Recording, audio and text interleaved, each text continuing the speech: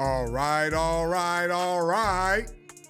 Welcome to the Process Podcast. This Process Podcast is built for athletes chasing dreams of college and pro careers and practical strategies for everyone to achieve higher levels of success.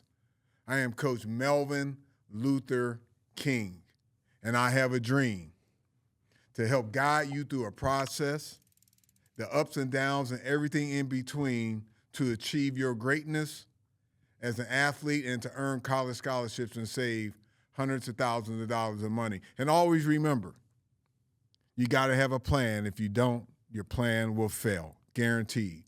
Every episode, we'll be sharing resources to help guide parents and athletes through the process of getting to this next level. Just like this young man here we'll be introducing here in a minute. He went through the process through a long time, and he's just a testimony of what it looks like on the back end. Today's podcast focus is how to start that process and take a deeper dive into the journey. Again, I'm Melvin Luther King. I am your guide and motivator to inspire and educate you to get to your bag. Again, I'm here to motivate you and to this process, how to get that bag for college scholarships and high-paying jobs eventually. So today, we are here to talk about the process, and the process about being strategic on and off the field, and it's also about having that strategic plan and that training plan. And it's just like one young man here that we want to introduce you to, Mr. Juriad Hughes. Juriad, welcome to the Process Podcast. How you doing, Coach? Good to see you, man. You are my first guest. How does that feel? It feels good. I'm honored. It feels good. Ain't that nice? That boy's nice. I taught him a lot. See what I'm saying? But so what we want to do is talk about real quick. I just got a few questions because this young man here is what it looks like 12 years later. Most of our athletes come to us. They're with us 6, 7, 8, 9 years. And he's one of the most successful ones that we've had. He wants to be the GOAT, and he's the GOA. We'll talk about that later, but we'll come back to that. But he is one of our all-time greatest in our program. But again, Mr. Juriad Hughes, who's now a freshman at the University of Arkansas, he's a Razorback.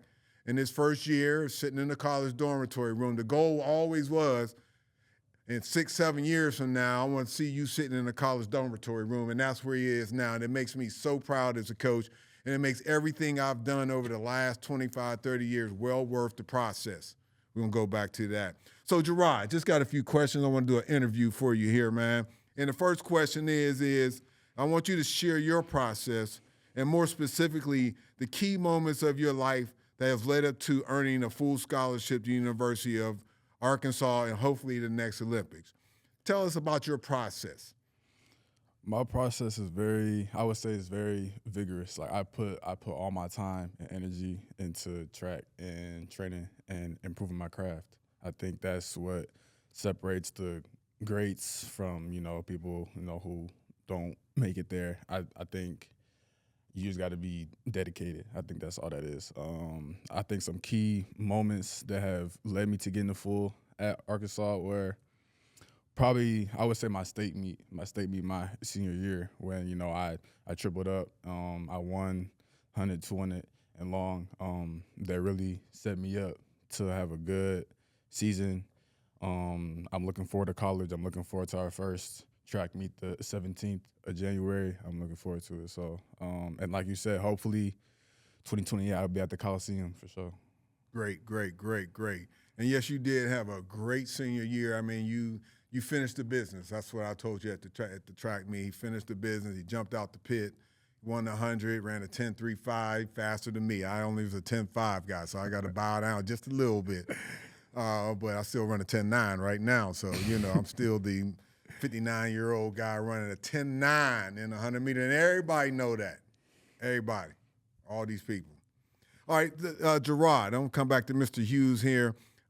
Just share with us real briefly, how long have you been running track, and what was your first All-American? I think this guy's a multi-time All-American. Can you think back of when you first started, and what was your first event you was All-American? I started track when I was 7, 8 years old. So when I'm 19 right now, so what like how long is that? So I've been doing it for a while. Like I said, I started when I was this tall, and I kept going. My first All-American meet was probably Virginia, when I was 9, 8, 9, 9, 10 age group, Virginia Beach. There I won it in long jump. I'm pretty sure I still have that record for 9 and 10 boys, 15-8. Got first in long, second in the 100, and then third in the 2. I think that was my first big like breakout meet. Okay. And that's a testament. I was there, and you were on another team at the time. Yeah, I was on ICAA. I was on ICAA. Yes, but I remember, you didn't know what you was doing, but you did it well at the time. and because my next question is, and it's a story, is because again he started out with a different program than our program, ICAA Breeze. Coach Henry Combs does a great job over there. And then after a certain amount of years, Juriad switched over to Track Minnesota Elite. And there was a reason. There's a story behind he wasn't originally Track Minnesota Elite, because he came in for a tryout one time, right? And we're at South High, and they got a little tiger over there, and he's there for a tryout. And we got all these new kids. He came late, and so every time I turn around, Juriad's over there riding the tiger. He riding the tiger. I say, young man, you're here for a tryout. I need you to go over here on the track and get on, stay focused. And long story short, he back on the tiger. So I told his parents, hey, just come back in the fall. He's kind of young, come back. But he went to another team and did the thing, and was All-American and all that. But I'm going back to my original question is that eventually you did come over to the Track Minnesota Elite, and just give me a quick analysis of how that kind of helped you get to where you are.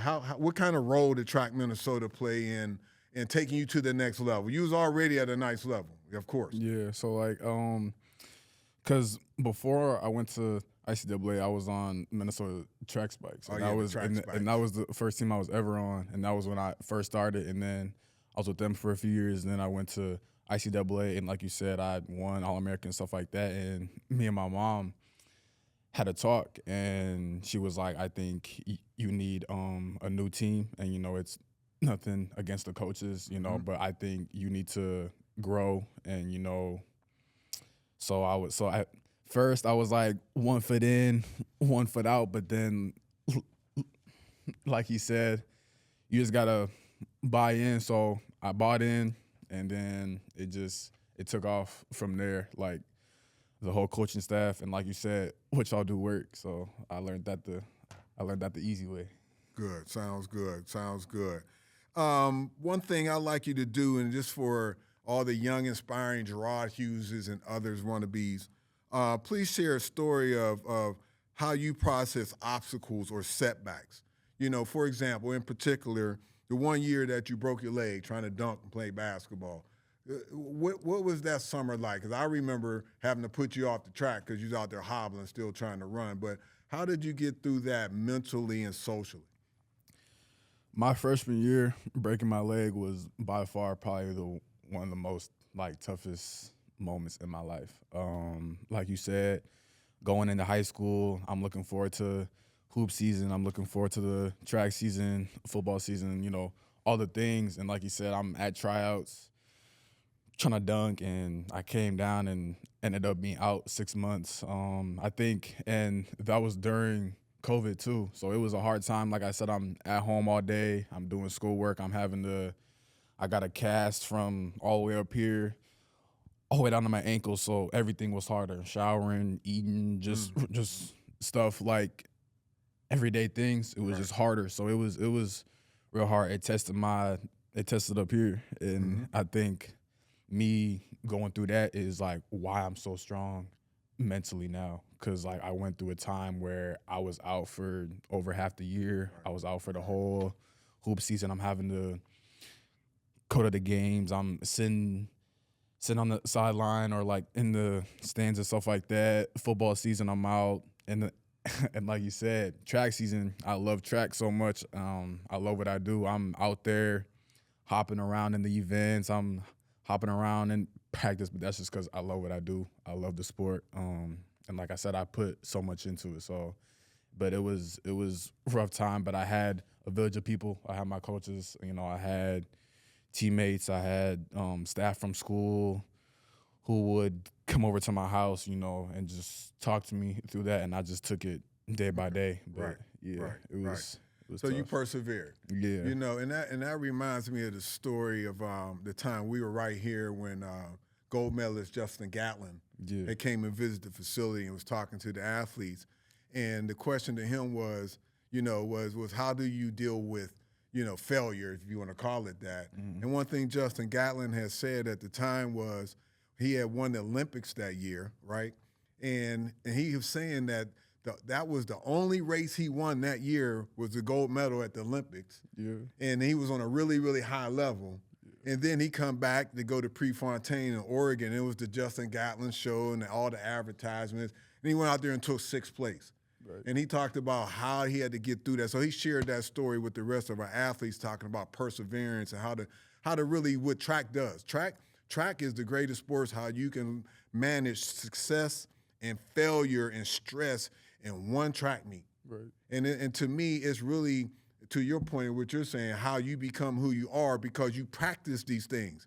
It's not just about talking about it, and there's a lot of therapists who just want to talk to people to death, and that's part of the process, but you actually have to practice these things, and being in stress or being out like this year, we got to go out to Houston and go and run in 110 degrees heat.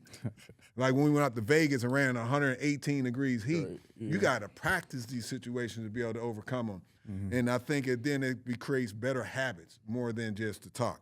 One thing I wanted to do, and we're talking about leading into practicing success and failure, I want you to recall or speak to how you was able to manage not medaling at nationals. So here's a guy who's a 12-time All-American. Here's a guy who's a Nike champion. Here's a guy walking around with USA on his chest and his back. And we go to nationals, and long jumpers, you got to understand, it's about hitting the board. You hit that board, you can jump your 25 feet. If you don't hit the board, you might be down here playing with 20. Yeah. But I know in 1 week, when we talk about practicing success and failure, not high and low, and how you manage that, is the young man we in Iowa at Nationals, couldn't find the board, number 1 in the country, Nike national champion, went from couldn't find the board, not making finals, to 3 days later going to Puerto Rico and winning the Junior World Championship and beating all the Jamaicans, all the Canadians, all the Bahamians, and everybody else was on the track. And he came out there and bounced on them so hard that they all folded up after the first jump. But tell me, that 1 week, man, I just remember you leaving Iowa and I was concerned and it's like, man, hope Juriad managed this because he got to go to this big meet. Right. Just tell me how you was able to balance that flow. That was, again, probably one of the hardest weeks. Like he said, like I came out there, I was top in the country. I had all these accolades. I had my USA gear on. I was projected to win, obviously. So I had a lot of pressure. I had a lot of unneeded pressure on myself. So that just added to my own pressure because I'm my biggest critic. I'm my biggest critic, so I'm harder on myself than anybody else is. So, and then like you said, I went out there. I couldn't find the board. Stands packed. Everybody, all the attention is on me. Everybody. So like it was hard. And like you said, I went out there, couldn't find the board, and it wasn't coming together. And that was hard. But then, like you said, I went home that same day. I left for Puerto Rico like 2 days after that, and that showed me how I gotta be able to have something happen and then flip it, switch it, Right. Like that's why I'm trying to find a word, perseverance, brother. Yeah, like perseverance. Like it was like it just showed me that I gotta like be able to put that behind me, and I gotta go compete again. I gotta go do it again, and like I said, I went out there to Puerto Rico. I wasn't top 3. I wasn't top 5. I wasn't even projected to be on the podium, I don't think. And I was You was the only high schooler there. Yeah, I was the only high schooler there. I was a junior in high school at the time. Everybody else was like either freshman in college or like 2-3 years older than me. I came in like 10th, and like you said, first jump of the day, clapped. I got the crowd going. I went out there and I put it on them, and that was rest. That boy bounced. That's what he Put it did. on He him. bounced and jumped Yeah. out the pit and had everybody nervous on the first jump, and everybody else just folded up like a book. Last question I got to ask you, and this is kind of, for them aspiring college kids, them juniors right now, about to be sophomores, starting to really go through starting the recruiting process, starting to understand it. I mean, the process has changed so much. I mean, it's a lot tougher, and that's why, with what we do with Maximum Impact Training in our college recruiting service, kind of walk people through that process, because it changes. Mm-hmm. It's changing every day, almost every week. Things are changing, the rules, and that's one thing at Maximum Impact Training. We have state-of-the-art systems, but also we have relationship with coaches to learn about these different changes, because it's a lot difficult, especially in track and field, because the scholarships are not all full scholarships. Right. So just as we're trying to prepare the next wave of Track Minnesota kids and other kids, because again, we got 51 kids in college, and you're one of them. Yeah. But there's a process of why we do that. There's a process of why we have that success, because it's developing the talent, it's developing the mental, it's putting them on a platform at these high-level track meets, and then it's doing the college recruiting process. So that's kind of how we connect the dots right into college. It's just not hoping and praying. Right. And we do a little different than high school coaches. We're not going to really get into that, because, people don't know what they don't know.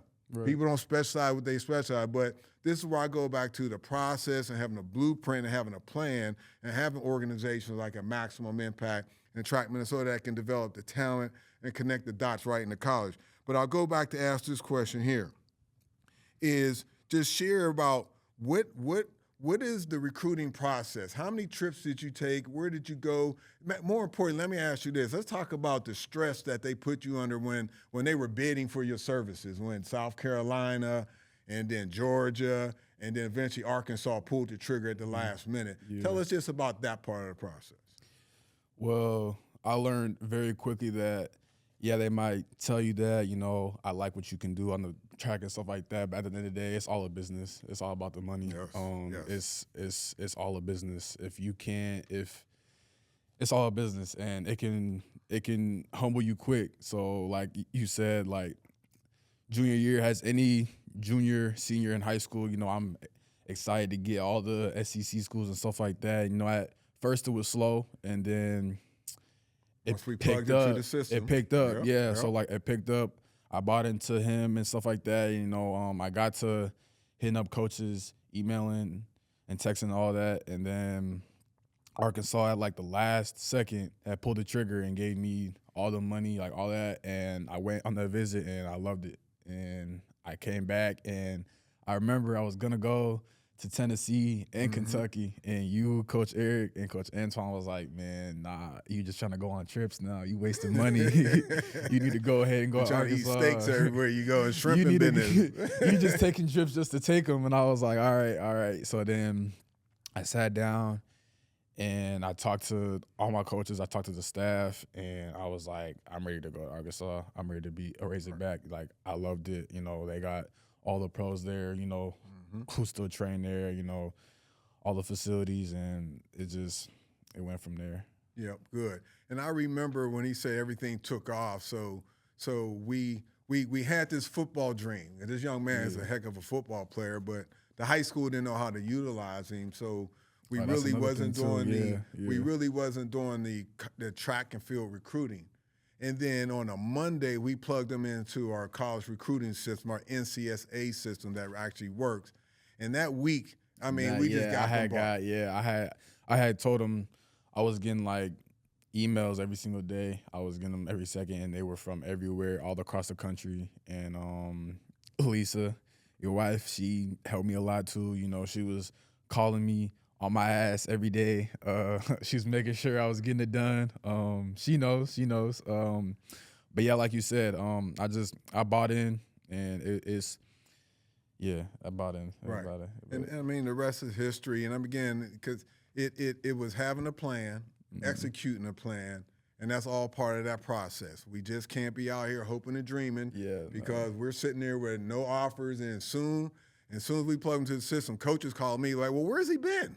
Yeah. And so he been out here trying to play football, but now we go on the track. Because for the longest time, like I wanted to go into college doing football and track, but I didn't have the best football season. You know, I only played 4 out of my 10 games. I'm not going to get into that, but it was all – I wasn't getting all the top schools for football, but for track, I was getting all the SECs, all the schools. Because like my freshman year, I had told my mom that I want to go SEC. Yeah. Like I'm not going nowhere else. So you had a plan. It ain't, you had a plan. I had a plan early. So I told her that early. I was like, I'm only going SEC. That's only where I'm looking. So I told her that early, and so then after everything started to spike up for track, I was getting all the top schools for that. So then I was like, okay, I'm going to put my football dream aside, and I'm going to just stick to track. I've been doing it all my life. Yep. It's my love. Yep. So I stuck with that, and then I'm going to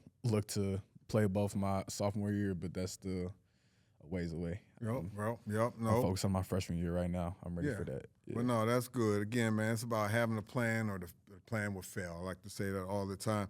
Last thing I would just ask or speak to, the question is what is your advice to the next Juriad and the wannabe great athletes? You know you have some teammates still here in Minnesota, in the track Minnesota, who's next in line behind you and the other 300 kids who went to college from our program. What would you say in their junior year? You know, Mr. Carter, he's coming right behind you. What would you say in their junior year that they need to focus in on now in the off season and going into the summer? You just gotta buy in. I think you gotta really have that want. Like you gotta be hungry. You gotta really be hungry. Like you gotta put in all the time. And like I said, I put in all my time to track, all my time to training. You really gotta buy into the process. I think that's again what really separates athletes is you buying in, you coming in every day, you finding a way to get it done. I think that's really, and again, having a stronger peer, because like my mentality, again, it got stronger after I didn't medal at Natties. Mm-hmm. It got stronger after I got hurt. So I had a lot of instances. I had a lot of times in my life where I want to say that. Like I had a lot of times in my life where it prepared me, like to be able to have a strong mentality and know that there's ups and downs in your career and everything happens for a reason. It's all up to the man above. Yes, it does. Everything happens for a reason. God is good. He's all the time. He's real good because again, I learned that the hard way. I learned that everything happens for a reason because, like you said, like in that week time span, it just everything happened in a few days. So I couldn't dwell. I couldn't stay mad. I couldn't stay in that mindset because I'm like, I got to go to Worlds and make it happen because I don't want to fly away over here, bring all my family out and I don't bring some home. And I'm the young bull. I'm the young buck in the crowd. So it just like it. And like you said, like my leg, like I still got the screws in my knee from that. So I'm still coming back from that. I still got, knee pains like here and there. But like it altogether, I think you got to have that want. You got to be hungry and buy into the process because like you said, what we do works. Yeah, what we do works. What we do works. 25 years in the making. 25 years in the making, no question, no doubt. No, yeah. And you got here, how's the college life?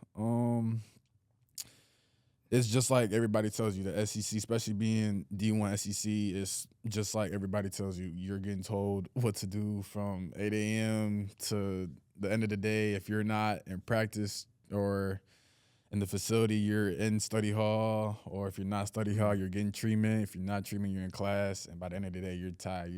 You don't want to do nothing else because you're so tired from everything. But you still have your fun here and there, but schedule is vigorous. But like I said, I'm used to that because like high school season, I would have school, and then after school, I'll have high school practice, and then I have like an hour in between, and then I'll have our practice.